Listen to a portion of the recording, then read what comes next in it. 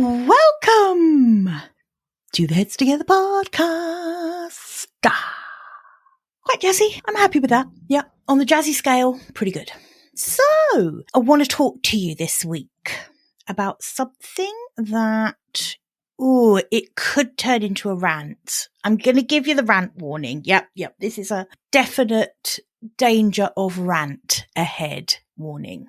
What I want to talk to you about this week is around the most important thing in your business, and that is your clients and how you serve your clients. Because I just want to reiterate that your clients are the most important thing in your business.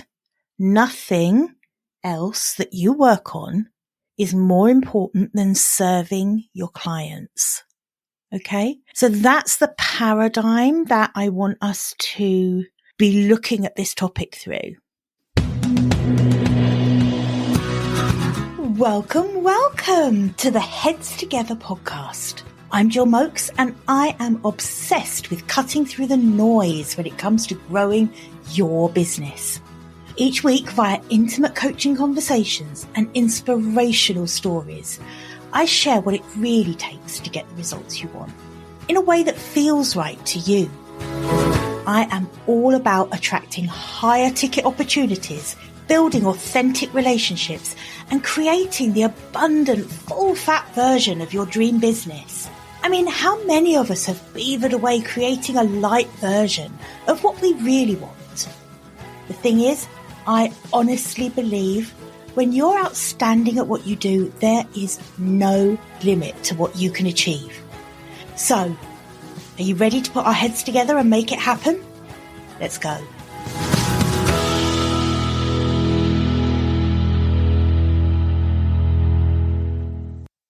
The reason I think this is really episode worthy is that what I see happening, and this isn't in just one industry, whether you are a coach, a consultant, whether you own some kind of agency, whatever service-based business you have, I see this happening.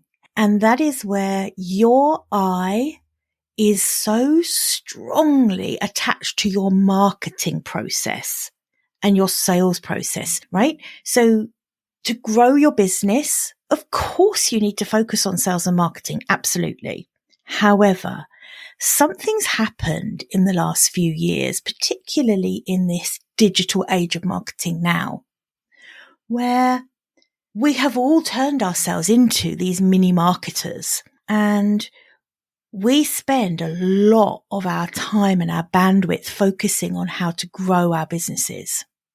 So that what happens is that when we sign up a new client, it's confetti, champagne, rainbows. We're patting ourselves on the back that all of that content creation was worth it, the networking, all of those relationships we've been nurturing.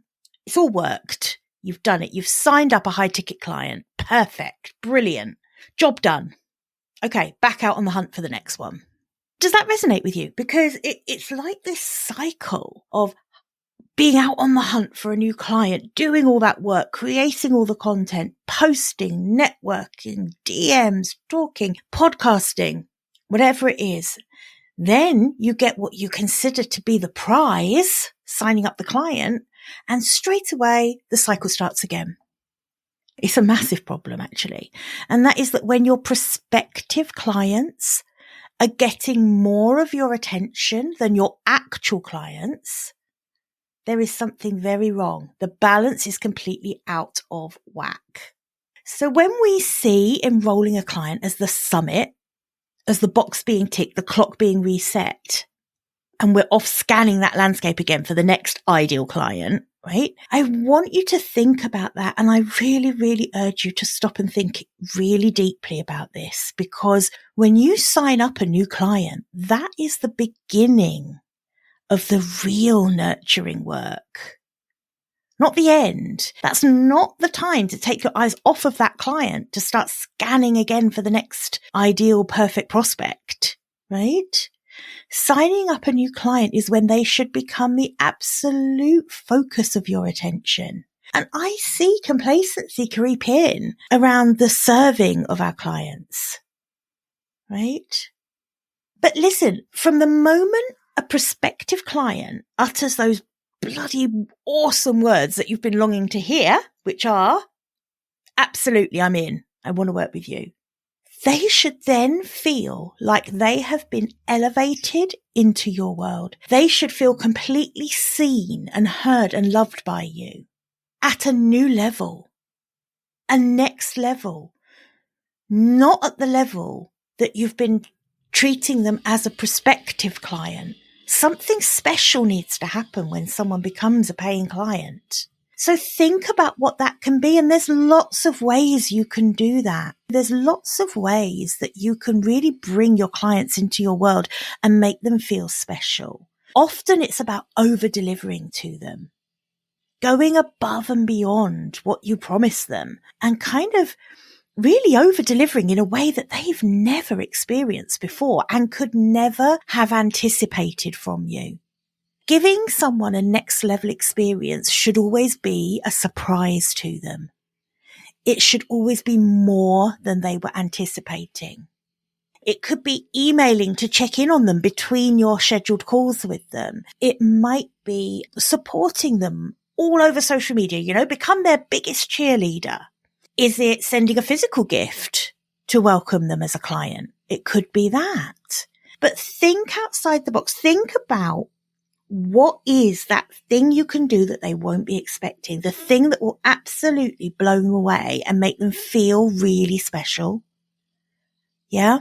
It doesn't have to be a great big grand gesture either. Sometimes, like I say, it can just be an email. If there's something that they talked about in their first session with you, then before the next session, just drop a little email on it to say, listen, I've been thinking about you. How did that go? How was it? And I think things like that can just count for so much in a client's mind in terms of their experience. I've always ummed and ahed about sharing this because this is a definite personal opinion of mine, but it isn't a popular opinion. And I know that a lot of people are going to throw their arms up and say, Jill, what are you saying? No, don't do it. But I am going to share this with you anyway, because it's the way I operate in my business. And I have an incredible, successful coaching practice. So why would I not share something that has been part of me building this business?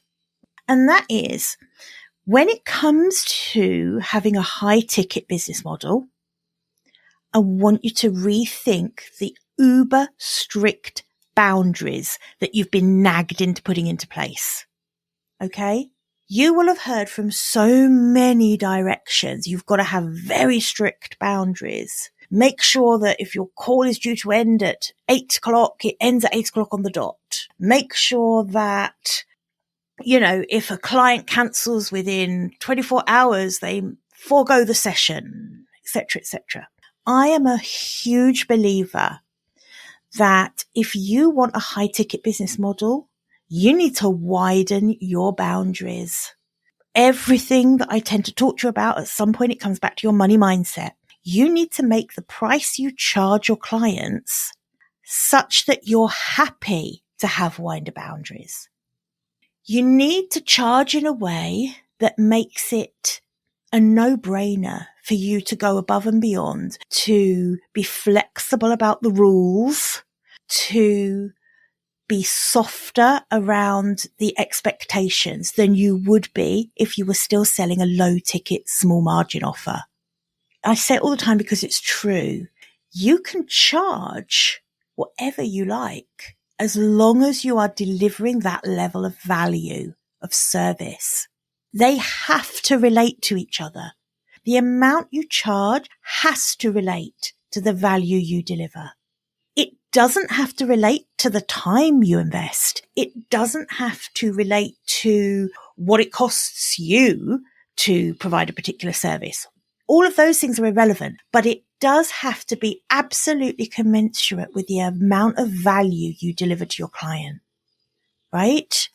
If someone has invested significantly to work with you, then that level of service and attention to detail that you offer needs to be next level. It has to reflect the amount that they've invested.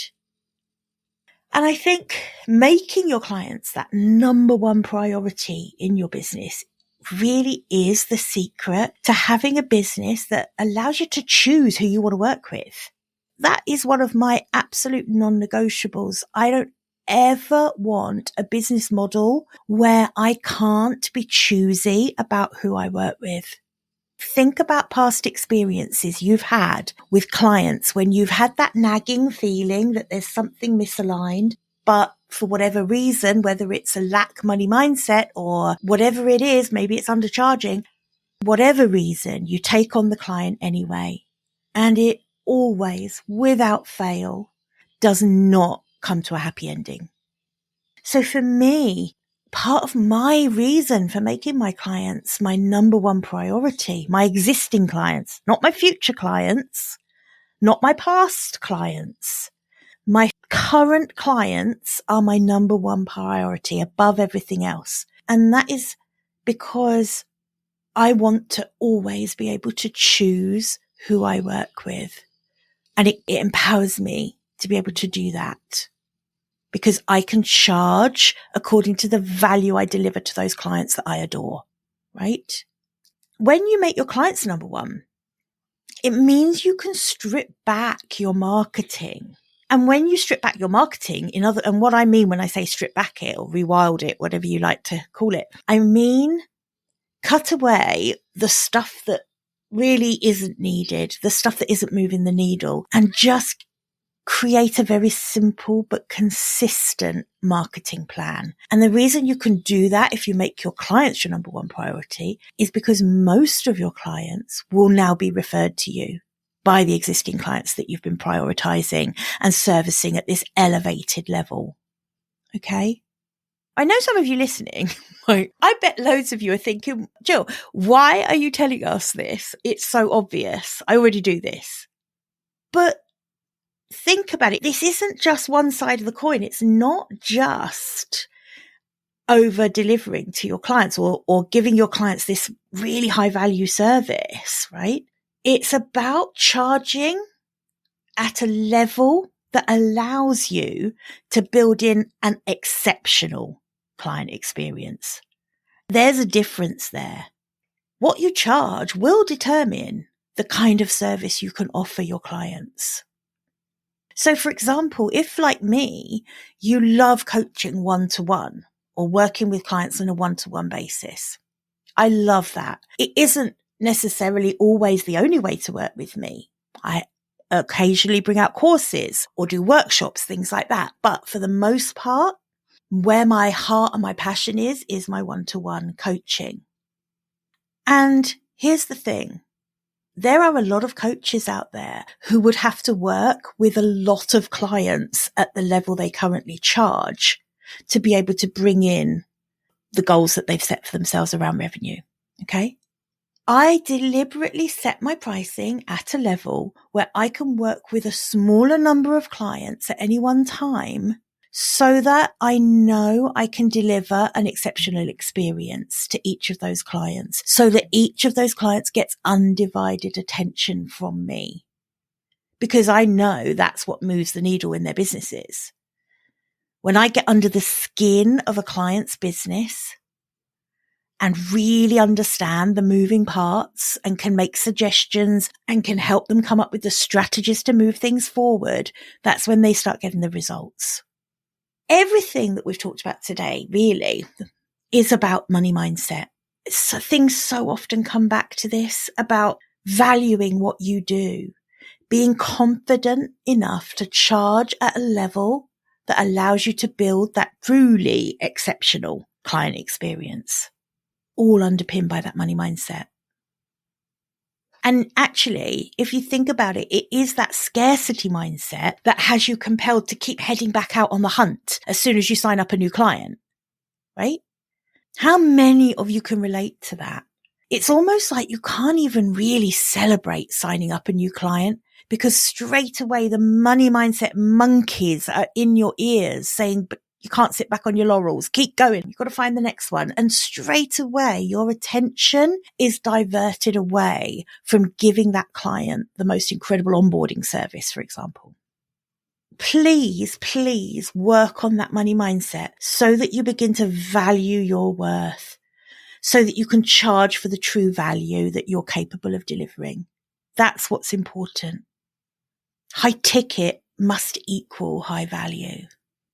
And, putting in the work around that money mindset, honestly, it's going to absolutely pay dividends when it comes to creating the high ticket and high value offer for those perfect clients. If you've done the work that I always talk about, which is getting to know and understand your perfect prospective clients as well as they know themselves, if not better, then working on your own money mindset is really going to set you free to be able to create a very high value offer for those clients. The thing that's going to astound them, the thing that's going to blow them away, the thing that's going to have them talking about you to everyone in their circle and referring you whenever they can, because it will look good on them, because they know, they're confident that you're going to deliver this next level service to anyone that they refer you to.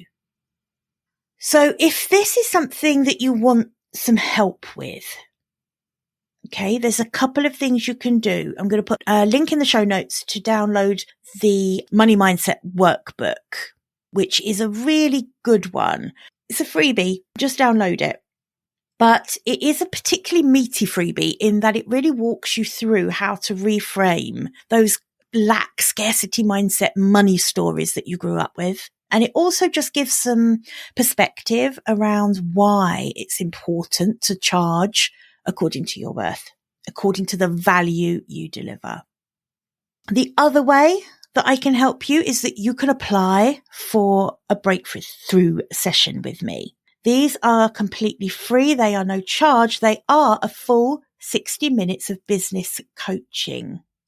Okay. That's why I get you to apply for it, because I can't possibly fill up my calendar with these. If you're listening, I really invite you to apply for one of these sessions. Business coaching can be expensive. One-to-one business coaching, high-ticket business coaching, it's not a small investment in your business. And in my opinion, it's the thing that really moves the needle above everything else. Forget group coaching, all of those things. Please don't come at me for that, but I'm sorry. In my opinion, one-to-one coaching is the thing that really makes the difference. So if you want a taste of that, if you want to feel what it's like to be coached one-on-one for an hour, apply for a breakthrough session. And again, I'll pop the link for that into the podcast as well. All right. I don't think that got as ranty as I thought it was going to. I don't feel like that was too ranty. Hope everyone's settling into the new year well now. I just honestly, don't you love it? I love this blank sheet of paper ahead of us for this year. It's going to be a really good one, everyone. Let's make it a really good one. It's within our power. All right. Have a fantastic week, and I'll see you again same time next week. Bye for now. I hope you enjoyed this episode and that getting our heads together this week has filled your mind with what's possible. If you love the show, would you do me a massive favour, please? Would you leave a 5-star rating on Apple Podcasts? It would really help me put more heads together, reach more ears and expand more minds. Until next week, bye for now.